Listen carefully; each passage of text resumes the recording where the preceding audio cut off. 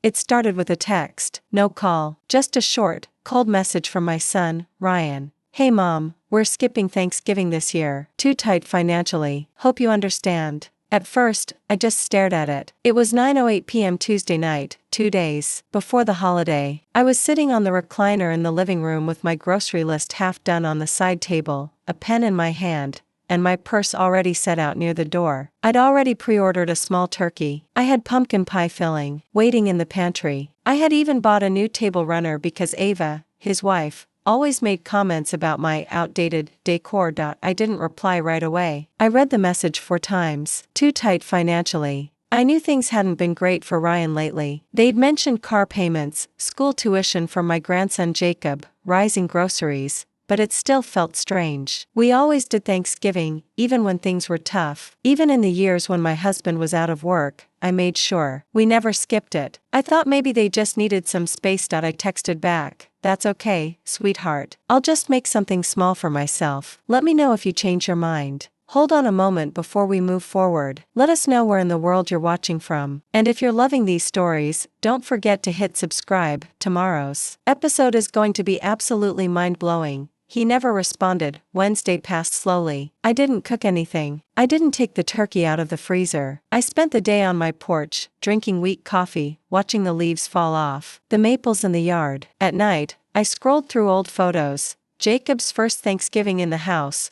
Ryan carving the turkey last year, Ava with her expensive camera always documenting everything as if we were some kind of picture-perfect family. Then Thursday came. I woke up and told myself I wouldn't feel sorry for myself. I got dressed. I heated up a frozen meal. I didn't turn on the TV. I didn't want to hear the parades or the commercials or the word grateful. And then, around 5 in the afternoon, I opened Facebook. The first photo was Ava. She was in a deep green velvet dress, makeup flawless, smiling across a candlelit table. Thanksgiving dinner date at Oliver's. $500 bottle of Bordeaux to celebrate our year of hard work. She had tagged the location, one of the most expensive restaurants in the city. The second photo was Ryan, holding up a wine glass. Feeling blessed. My hands went cold. I zoomed in without even realizing it. There was a silver plate behind his elbow with what looked like a filet mignon, and a bottle of wine that cost more than I make in a month. I stared at the screen for a long time. My meal was still in the microwave, long finished and cold. I clicked through more photos, one of Ava toasting with 2 friends, another of dessert, a chocolate souffle with gold leaf on top. The caption said, "Couldn't imagine a better way to spend today."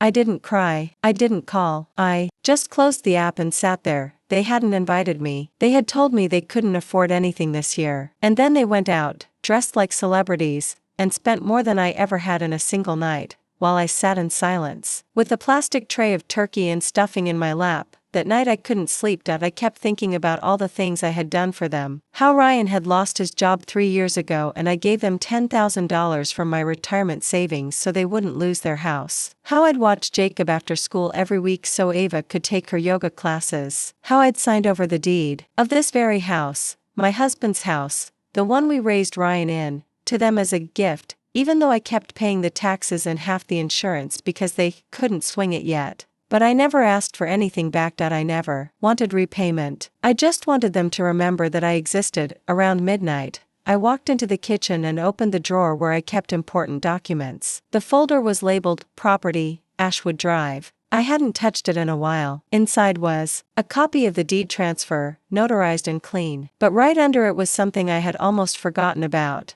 The clause that said if the house was ever left unpaid for more than 6 months, full ownership would revert back to me. Ava had insisted on skipping that part, but my lawyer had been clear. And that's when something inside me changed. I wasn't angry. Not in the way people imagine, shouting or throwing things. No, I was just done. Done pretending like this was okay. Done shrinking to make them comfortable. I went to the garage, found the folder with my realtor's name, Diane, and pulled out her card. I hadn't spoken to her in over a year. I sent her a short email, just one line, "Is the market still good in our area? I may have a property I want to list." Then I went to bed, still alone, still quiet, but not broken this time. Something was starting, something I couldn't take back, and wouldn't. The next morning, I woke up before the sun. I didn't turn on the lights. I just sat at the kitchen table with a cup of coffee and stared at the countertop. The house was silent except for the faint hum of the refrigerator. That silence had once comforted me. Now it felt different, not painful, just empty. I picked up my phone and opened the email app. No reply from Diane yet. That was fine. It was still early. I reread the message I sent her the night before. Is the market still good in our area? I may have a property I want to list. I didn't mention which property, but I knew she'd figure it out. Everyone in our neighborhood knew that I had gifted Ryan and Ava the house after my husband passed. It had been a family home for over 30 years. Ava had posted pictures of the renovation on social media like it was a showpiece, modern farmhouse makeover,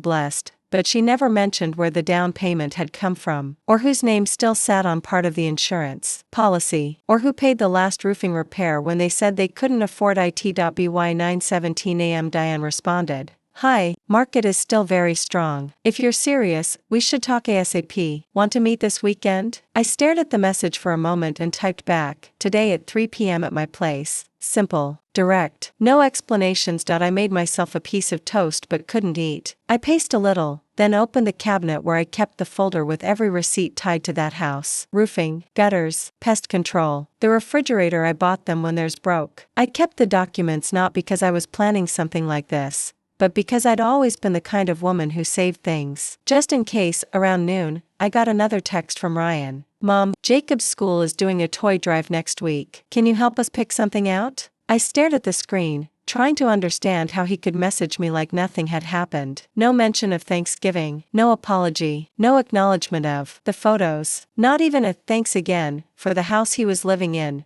The house where he now held wine parties and fancy dinners while I sat alone 2 blocks away. I didn't reply. At exactly 3 p.m. Diane knocked on the door. She looked the same as always, confident, sharp, a little rushed but focused. She walked in with a folder already open, and before I could say anything, she said, "Tell me which house and I'll tell you what we can get for it." I walked her to the dining room table and handed her the folder marked Ashwood Drive. She opened it slowly. "This is Ryan and Ava's place?" "It's mine," I said plainly. "They live there, but I'm still the legal owner. There's a transfer clause that never fully executed. Their names aren't on the deed." Diane blinked, caught off guard. "Right, of course. I remember when we closed. That clause was unusual, but I guess now it makes sense why you insisted on it." I didn't say anything. She flipped through a few pages, then looked up. "Do they know you're thinking of selling?" "No," I said, "and I don't want them to know until there's a buyer." Diane closed the folder and leaned back. "I can do that, but you'll need to give me full access. We'll need interior photos, walkthroughs. I still have keys." She nodded. "All right, I'll line up a photographer. We can have the listing ready by Monday." I hesitated. "I want it discreet. No signs in the yard, no open house, no posts with their address." Diane didn't even flinch. "We've done off-market listings before, quiet sales, cash buyers only, if possible." She paused, then added softly, "They're going to be furious, you know that."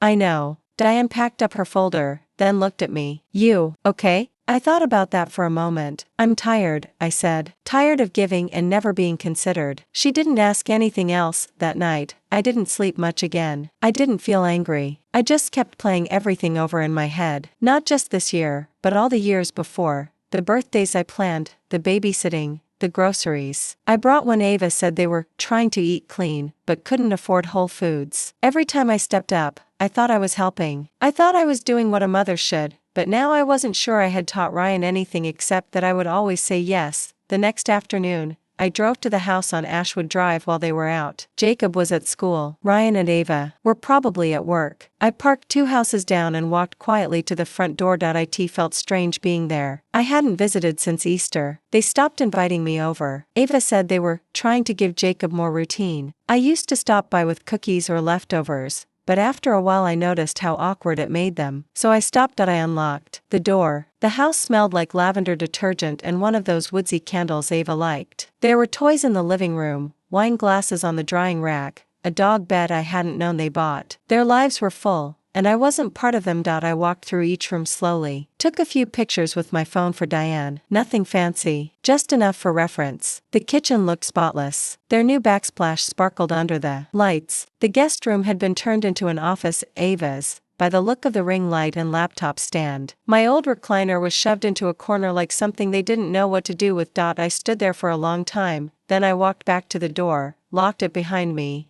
and left. Diane called me that night. Got a private investor interested. He's looking for a move-in ready rental. Saw the pics. He wants to see it by Friday. Schedule it. Will do. I hung up and placed the phone face down on the table. This was happening. On Friday morning, Diane texted me just after 8 a.m. Showing is confirmed for 11:30. Cash buyer. Wants quick close. I stared at the message for a few seconds before responding. I'll unlock the house at 11. I didn't feel nervous. I didn't feel excited. I just felt steady, like I was finally doing something for myself. The kind of clarity that doesn't come from anger or revenge, but from a quiet understanding that something's been wrong for too long. At 10:45 a.m., I grabbed the spare keys and drove to Ashwood Drive again. I parked in the same spot 2 houses down and walked up like I had earlier that week. I kept checking the street, half expecting to see Ryan's truck or Ava's little white SUV pull up out of nowhere. But the street was quiet. Most of the neighbors were at work or inside with the blinds drawn. Nobody looked out. Nobody asked questions. I unlocked the front door and walked in. Everything looked exactly the same. There was a half-empty coffee cup on the kitchen counter, a pink sweater draped over the back of the couch, a few toys scattered on the living room rug. I almost bent down to pick them up, but stopped myself. This wasn't my home to tidy anymore. That part of me, the one who always cleaned and folded and fixed, she wasn't welcome here, not for a long time. By 11:20,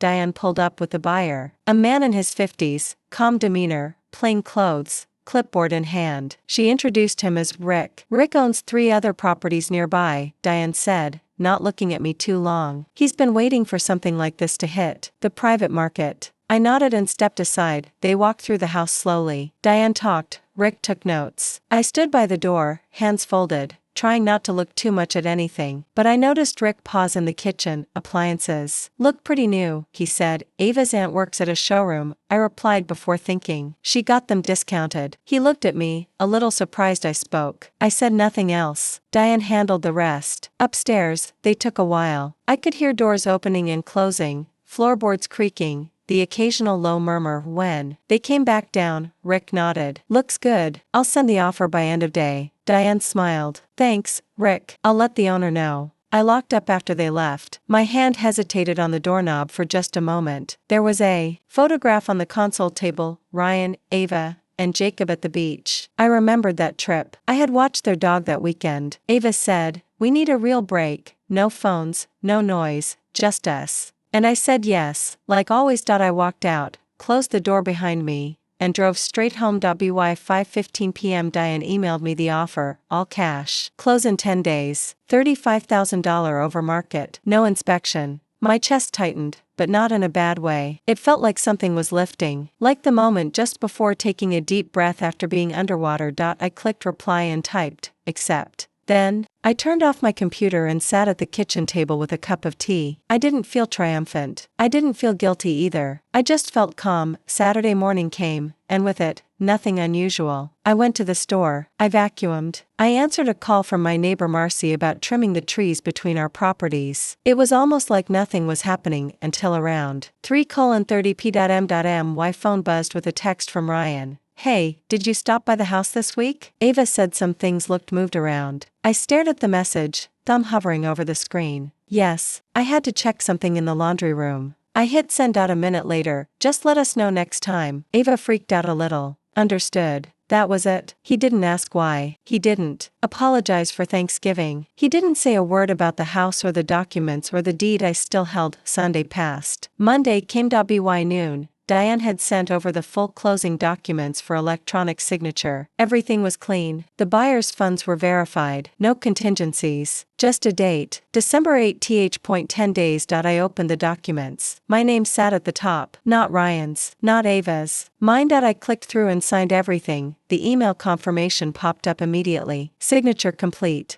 Then the phone rang. It was Ryan. I waited a few seconds before answering. Hi, honey. Hey, he said slowly. Listen, did something happen with the house? I kept my voice even. Why do you ask? Well, he hesitated. Ava's friend said she saw our address listed on some real estate site. Private listing. She works for a company that tracks off-market sales. I didn't say anything. Mom, he asked again. It's true, I said simply. I've sold the house. There was a long silence. You what? I've sold the house, Ryan. The documents are signed. Closing is in 10 days. He went quiet again. Are you serious? You sold our house? No, I sold my house. You've been living in it. That's not the same thing. But you gave it to us? No, I let you live in it. That was never formalized. You know that. Mom, what the hell? Where are we supposed to go? I didn't respond. I could hear him breathing hard on the other end. You didn't even warn us. You didn't even talk to me. You didn't talk to me either, Ryan. Not about Thanksgiving. Not about the dinner you said you couldn't afford. Not about the wine you posted for the world to see. There was another pause. That's what this is about? No, I said. This is about years of giving and being invisible. This is about the moment I realized you and Ava see me as optional.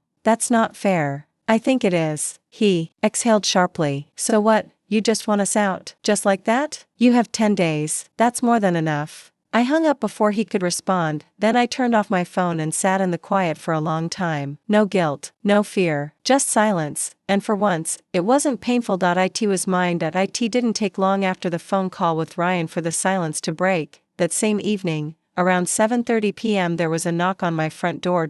I didn't have to look through the peephole. I already knew it would be Ava. When I opened the door, she didn't even say hello. What the hell are you doing? She asked. Her voice was sharp, louder than necessary. Her arms were crossed, and she looked like she hadn't come for answers, only for a fight. I didn't invite her in. I'm selling the house, I said. That's already done. You can't just do that without talking to us. I did talk to Ryan. After it was already done, she snapped. You blindsided us. You're throwing your own family out on the street. Do you even hear yourself? No one's being thrown out. You have 10 days. That's more than fair. Her mouth opened, then closed. She blinked like she couldn't believe I was serious. We have a child, she said finally. Do you even care what this is doing to him? I didn't answer right away. I've cared for Jacob since the day he was born. I've picked him up from school. I've stayed with him when you two had date nights. I've bought every birthday gift and paid for half his clothes for the last 6 years. Yes, Ava, I care, but I also know that none of that has ever earned me a seat at your table. She scoffed. So this is revenge? Because we didn't invite you to dinner?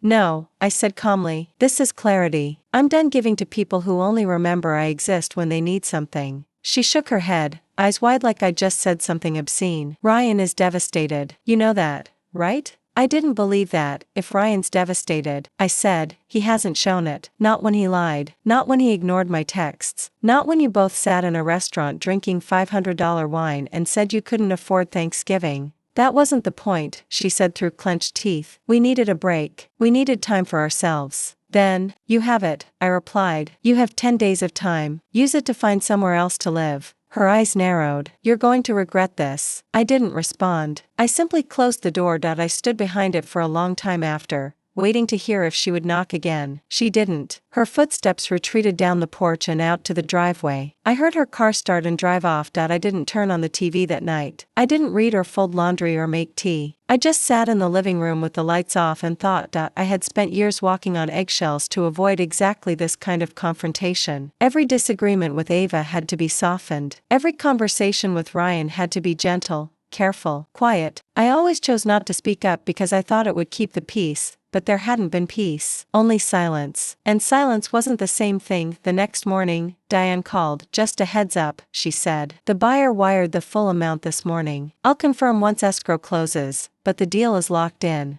Thank you, I said. I know this hasn't been easy. It's been necessary. She paused. You want me to tell them? Or... No, I said. They already know. There's nothing left to say. Later that day, Ryan sent a message. Can we talk? Just the two of us. I stared at it for a minute before typing, I'll be home at 4. He showed up at 4:07. He looked tired, unshaven, dressed in a wrinkled hoodie and old jeans, the ones he used to wear when he worked in landscaping. He walked in without me inviting him. I didn't stop him. He sat at the kitchen table like he used to when he was a teenager. I sat across from him. Look, he started, rubbing his eyes. I don't know how we got here. I waited.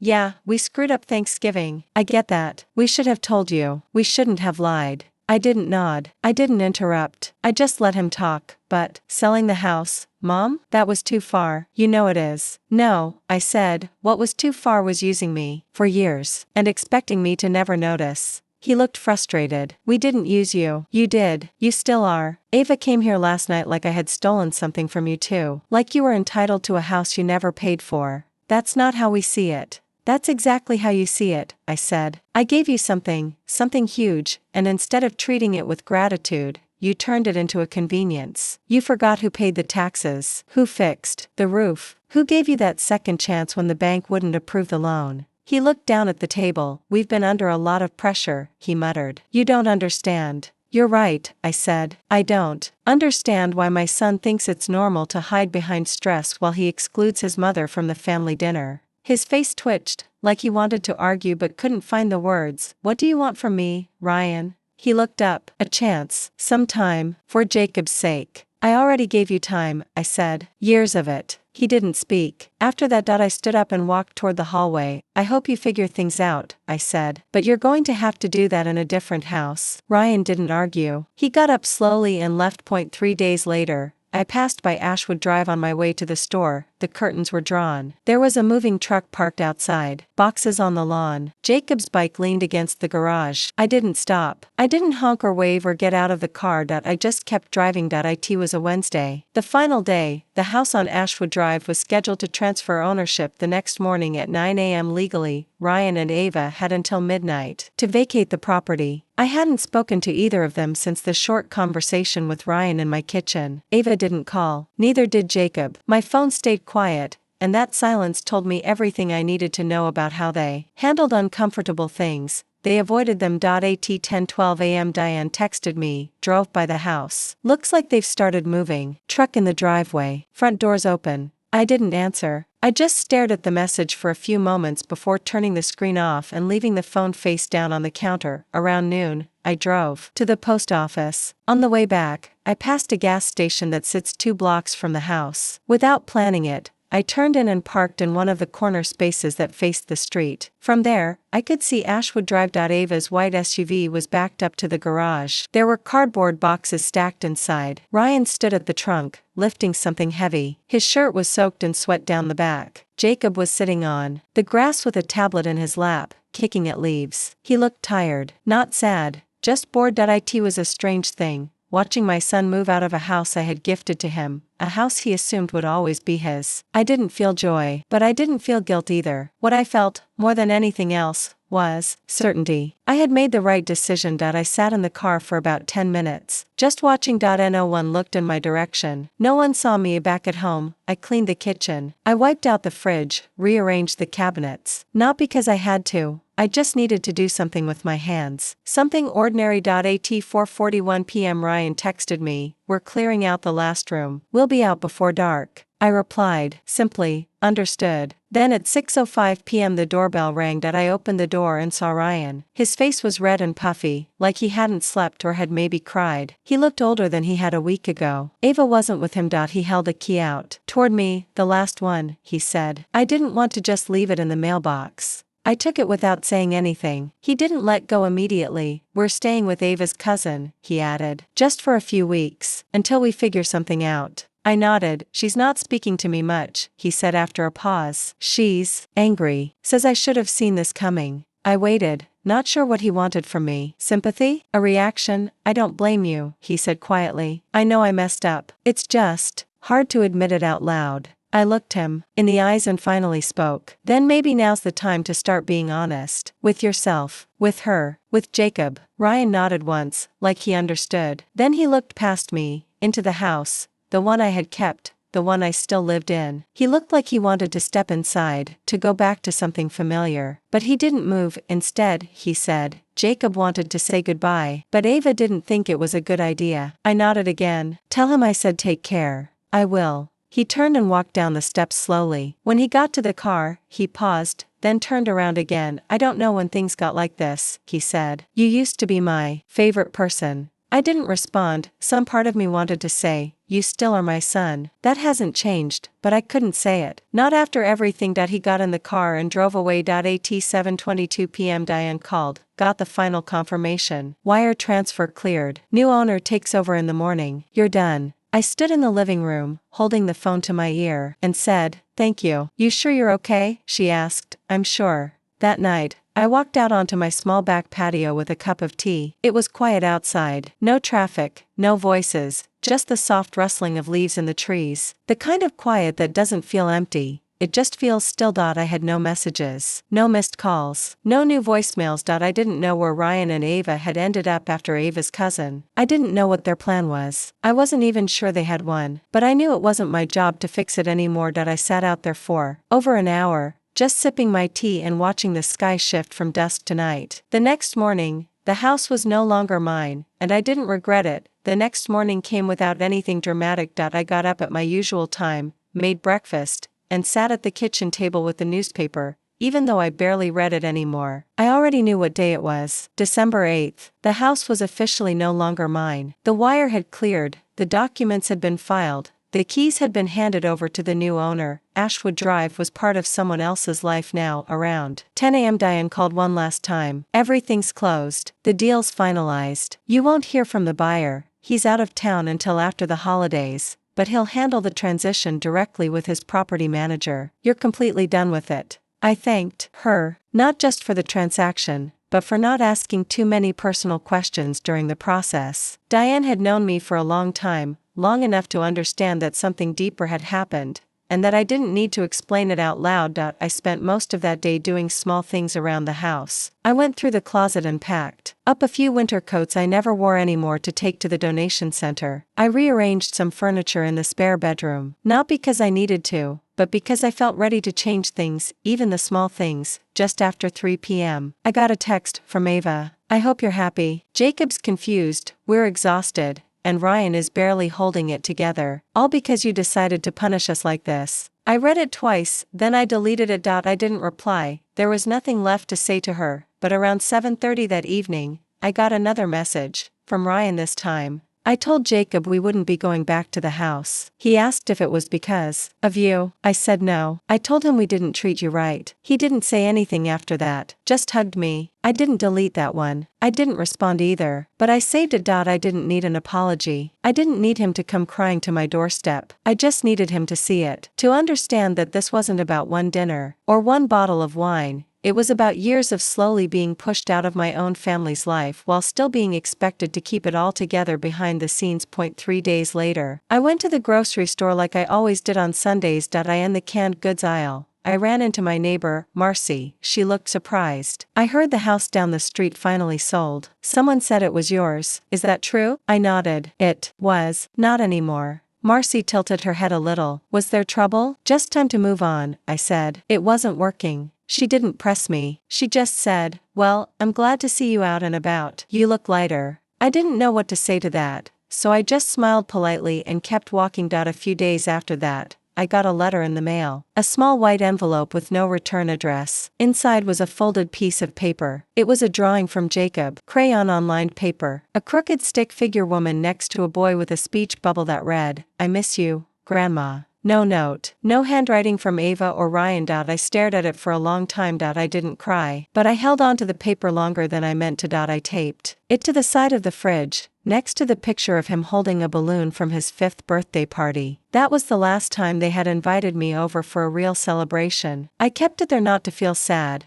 but to remember what I had once meant to that little boy, before the adults around him decided I was a problem to manage instead of a person to love. Weeks passed. December moved along quietly. The holidays came and went. I didn't see Ryan. I didn't hear from Ava again. I sent Jacob a small gift, a new art set with sketch pads and colored pencils, but I didn't include a note. I didn't want to start a back and forth that they could interfere with. I just wanted him to have something that was his, from me, no strings attached. On New Year's Eve, I made dinner for myself. Nothing fancy, just pasta and salad. I poured a glass of cider and sat on the couch. No TV, no countdown. Just me, the quiet, and the soft buzz of neighbors lighting fireworks somewhere in the distance. When midnight came, I didn't make any resolutions. I didn't write anything down. I didn't whisper wishes into the dark. I just sat there, content. I hadn't burned bridges. I had simply walked off them, slowly, steadily, silently, until I reached solid ground on the other side. This time, I wasn't waiting for anyone to follow me.